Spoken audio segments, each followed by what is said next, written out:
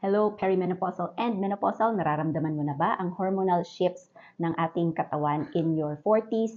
Ito yung dahilan kung bakit yung mga kinakain natin noon, yung exercise natin noon, yung nutrition natin noon, hindi na mag-work ngayon. Yung ating natural protection, we are slowly losing it. That's why we have to fill in yung mga gaps through nutrition. So ano yung top 3 non-negotiable na supplements ko na nakatulong sa akin to maintain flat tummy? Number 1, fiber. Ang fiber kasi, it helps us feel full longer. Kaya nakakatulong siya para hindi tayo crave ng crave. Mararamdaman mo pag kulang ka sa fiber kung ikaw ay sluggish, constipated, at mababa ang energy or mabigat yung pakiramdam. Number 2, non-negotiable sa akin, omega-3. Kasi ito yung ating anti-inflammatory sa katawan. Dahil with hormonal shift, marami tayong mararamdaman. Kasama dyan inflammation. Alam mo ba, nakaka-increase na nga siya ng belly fat.